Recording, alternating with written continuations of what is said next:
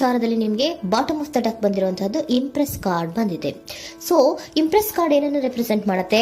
ಕೆಲವೊಂದು ರೀತಿಯ ನಿಮ್ಮ ಲವ್ ಲೈಫಿನ ವಿಚಾರದಲ್ಲಿ ಶಾಂತವಾಗಿರ್ಬೇಕು, ಸಮಾಧಾನವಾಗಿರ್ಬೇಕು, ಒಂದು ಪ್ರೀತಿ ಇರಬೇಕು ಅನ್ನುವಂತಹದ್ದು, ಮತ್ತೆ ಒಂದು ಸ್ಟೇಬಲ್ ಆಗಿರ್ಬೇಕು ಅನ್ನುವಂತಹ ರೀತಿಯಲ್ಲಿ ನೀವು ಆಲೋಚನೆಯನ್ನು ಮಾಡ್ತಾ ಇರುವಂತಹದ್ದು ಬಾಟಮ್ ಆಫ್ ದ ಡೆಕ್ ಅಲ್ಲಿ ರೆಪ್ರೆಸೆಂಟ್ ಆಗ್ತದೆ. ಲೈಫಿನ ವಿಚಾರದಲ್ಲಿ ನೀವು ಪಾಸ್ಟಿನಲ್ಲಿ ಕೆಲವೊಂದು ರೀತಿಯ ಕೆಲವೊಬ್ಬರಿಗೆ ಸೋಲ್ಮೇಟ್ ಕನೆಕ್ಷನ್ ಅನ್ನ ರೆಪ್ರೆಸೆಂಟ್ ಮಾಡ್ತಾ ಇದೆ ಕೆಲವೊಬ್ಬರಿಗೆ. ಓಕೆನಾ? ನಿಮ್ಮ ಪ್ರೀತಿಯಲ್ಲಿ ಒಂದು ರೀತಿಯ ಬಾಂಡೇಜ್ ಇರುವಂತಹದ್ದು ರೆಪ್ರೆಸೆಂಟ್ ಆಗ್ತಾ ಇದೆ.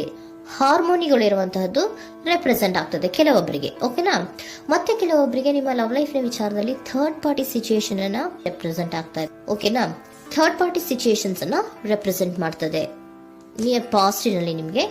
ನೆಕ್ಸ್ಟ್ ಕಾರ್ಡ್ ಬಂದಿರುವಂತಹದ್ದು ಪೇಜ್ ಆಫ್ ಸೋರ್ಟ್ಸ್ ಬಂದಿದೆ. ಥರ್ಡ್ ಕಾರ್ಡ್ ಬಂದಿರುವಂತಹದ್ದು ಯಾವುದು? ನಿಮಗೆ ಪೇಜ್ ಆಫ್ ಸೋರ್ಟ್ಸ್ ಬಂದಿದೆ. ಸೊ ಕ್ಯೂರಿಯಾಸಿಟಿ ಇದ್ದಂತಹ, ನಿಮ್ಮ ಲವ್ ಲೈಫಿನ ವಿಚಾರದಲ್ಲಿ ಒಂದು ಕ್ಯೂರಿಯಾಸಿಟಿ ಇದ್ದಂತಹ, ಒಂದು ರೀತಿಯ ಬಾಂಡೇಜ್ ಇದ್ದಂತಹ, ಸ್ವಲ್ಪ ನೀವು ಮಾತಾಡಿರುವಂತಹ ಸಾಧ್ಯತೆಗಳು ರೀಸೆಂಟ್ ಪಾಸ್ಟ್ ನಲ್ಲಿ ರೆಪ್ರೆಸೆಂಟ್ ಆಗ್ತಾ ಇದೆ.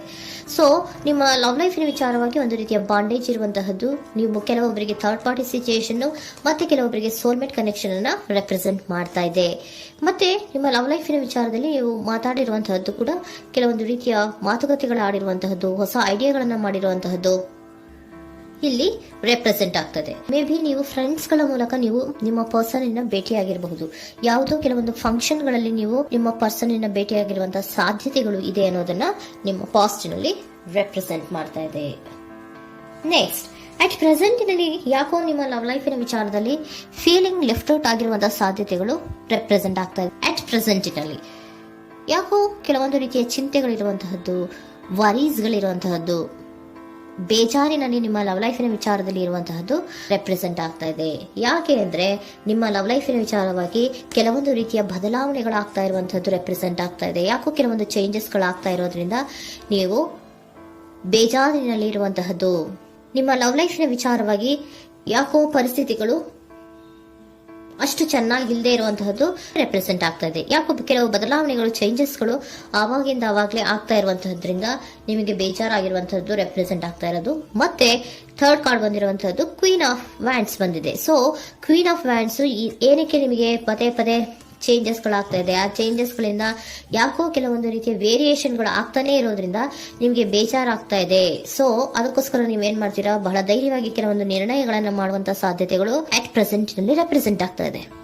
ಬಹಳಷ್ಟು ಧೈರ್ಯದಿಂದ ಇಂಡಿಪೆಂಡೆಂಟ್ ಆಗಿ ಕೆಲವೊಂದು ನಿರ್ಣಯಗಳನ್ನ ಮಾಡಬೇಕು ಅನ್ನುವಂತಹ ಆಲೋಚನೆಗಳನ್ನ ಮಾಡ್ತಾ ಇರುವಂತಹದ್ದು ರೆಪ್ರೆಸೆಂಟ್ ಆಗ್ತಾ ಇದೆ. ಯಾಕೆ ಅಂದ್ರೆ ಆವಾಗಿನ ಅವಾಗೆ ನಿಮ್ಮ ಲವ್ ಲೈಫಿನ ವಿಚಾರದಲ್ಲಿ ತುಂಬಾ ಏರುಪೇರುಗಳಾಗ್ತಾ ಇರೋದ್ರಿಂದ ಆ ವಿಚಾರದಲ್ಲಿ ಸ್ವಲ್ಪ ಬೇಜಾರುಗಳು ಇರುವಂತದ್ದು ರೆಪ್ರೆಸೆಂಟ್ ಆಗ್ತದೆ.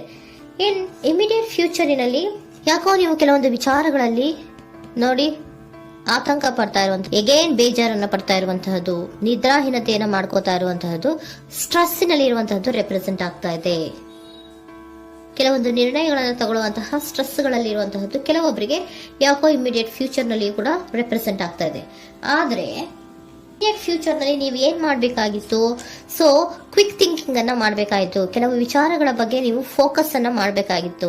ಏನಾಗ್ತಾ ಇದೆ ನಮ್ಮ ಲವ್ ಲೈಫಿನ ವಿಚಾರದಲ್ಲಿ ಅನ್ನೋದನ್ನ ಫೋಕಸ್ ಅನ್ನ ಮಾಡಿದ್ರೆ ನಿಮ್ಮ ಲವ್ ಲೈಫಿನ ವಿಚಾರದಲ್ಲಿ ಕೆಲವೊಂದು ರೀತಿಯ ಫುಲ್ಫಿಲ್ಮೆಂಟ್ಗಳು, ಸಮಾಧಾನಗಳು, ಖುಷಿಗಳು ಇರುತ್ತೆ.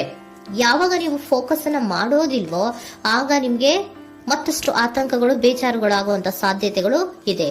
ಇದು king of swords, nine of swords ಇನ ಕ್ಲಾರಿಫಿಕೇಶನ್ ಕಾರ್ಡ್ ಅಷ್ಟೇ. ಅಂದ್ರೆ ಏನು?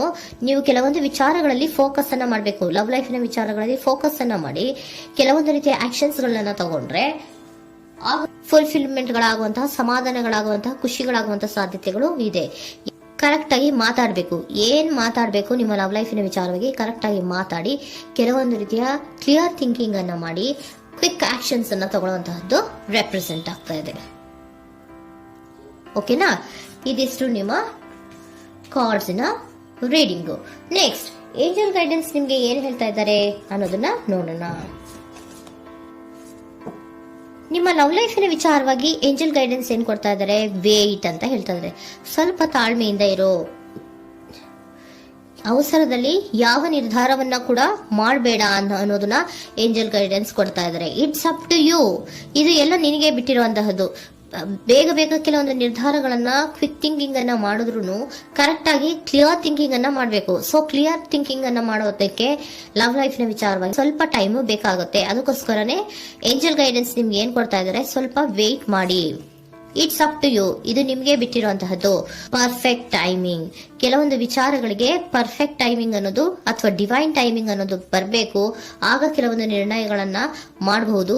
ಸ್ವಲ್ಪ ನೀವು ಈಗ ಯಾವುದೇ ರೀತಿಯ ಅವಸರದ ನಿರ್ಧಾರಗಳನ್ನು ಮಾಡೋದು ಬೇಡ ಅಂತ ಹೇಳ್ತಾ ಇದ್ದಾರೆ. ಓಕೆ, ಸರೆಂಡರ್ ಕಾರ್ಡ್ ಏನ್ ಹೇಳ್ತಾ ಇದ್ದಾರೆ ಅನ್ನೋದನ್ನ ನೋಡೋಣ. So surrender frustration doesn't open any doors. The key to resolving a dilemma, dissolving a block, is to take a breath, center yourself and regroup, so may approach the situation more calmly.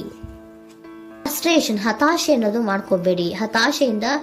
ಹತಾಶೆ ಮಾಡ್ಕೊಳ್ಳೋದ್ರಿಂದ ನಿಮ್ಗೆ ಯಾವುದೇ ರೀತಿಯ ಹೊಸ ಐಡಿಯಾಗಳು ಬರಲ್ಲ, ಹೊಸ ಥಿಂಕಿಂಗ್ಗಳು ಬರಲ್ಲ, clear thinking ಅನ್ನ ಮಾಡಕ್ಕೆ ಸಾಧ್ಯ ಆಗಲ್ಲ. ಸೊ ಅದಕ್ಕೆ ನೀವೇನ್ ಮಾಡ್ಬೇಕು, ಫ್ರಸ್ಟ್ರೇಷನ್ ಅನ್ನ ಬಿಟ್ಬಿಟ್ರೆ ನೀವು ಸಮಾಧಾನವಾಗಿ ಯೋಚನೆ ಮಾಡಿ ಕೆಲವೊಂದು ನಿರ್ಧಾರಗಳನ್ನ ಮಾಡಿ ಅನ್ನೋದನ್ನ ಸರೆಂಡರ್ ಕಾರ್ಡ್ ಕೂಡ ನಿಮ್ಗೆ ಹೇಳ್ತಾ ಇದ್ದಾರೆ. ಸೊ ನಿಮ್ಮ ಲವ್ ಲೈಫಿನ ವಿಚಾರದಲ್ಲಿ ಈಗ ಸ್ವಲ್ಪ ನಿಮಗೆ ಬೇಜಾರುಗಳಿರುವಂತಹದ್ದು, ಕೆಲವೊಂದು ಬದಲಾವಣೆಗಳು, ವೇರಿಯೇಷನ್ಗಳು ಆಗ್ತಾ ಇರುವಂತಹದ್ದು ರೆಪ್ರೆಸೆಂಟ್ ಆಗ್ತಾ ಇದೆ. ಸೊ ನಿಮ್ಮ ಲವ್ ಲೈಫಿನ ವಿಚಾರಕ್ಕೆ ಫ್ಯೂಚರಿನಲ್ಲಿ ಕೆಲವೊಂದು ಆಕ್ಷನ್ಸ್ ಅನ್ನ ತಗೋಬೇಕಾದ್ರೆ ಸ್ವಲ್ಪ ವೇಟ್ ಮಾಡಬೇಕು, ಕ್ಲಿಯರ್ ಆಗಿ ಥಿಂಕ್ ಮಾಡಬೇಕು, ಅದರಲ್ಲಿ ಆಕ್ಷನ್ಸ್ ಅನ್ನ ತಗೋಬೇಕು ಅನ್ನೋದನ್ನ ಹೇಳ್ತಾ ಇದ್ದಾರೆ. ಓಕೆನಾ? ಆಗ ಮಾತ್ರ ನಿಮ್ಗೆ ನಿಮ್ಮ ಎನರ್ಜಿಯಲ್ಲಿ ಏನ್ ಶಾಂತತೆ ಬರಬೇಕು ಅಂತ ಹೇಳ್ತೀರಲ್ಲ, ಆ ಶಾಂತತೆ ಏನ್ ಬರಬೇಕು, ಲವ್ ಲೈಫಿನ ವಿಚಾರವಾಗಿ ಶಾಂತತೆ ಯಾವಾಗ ಬರುತ್ತೆ ಅಂದ್ರೆ ನೀವು ಕ್ಲಿಯರ್ ಥಿಂಕಿಂಗ್ ಅನ್ನ ಮಾಡಿದಾಗ ಮಾತ್ರ ಬರುವಂತಹದ್ದು ಅನ್ನೋದು ಕಾರ್ಡ್ಸ್ಗಳಲ್ಲಿ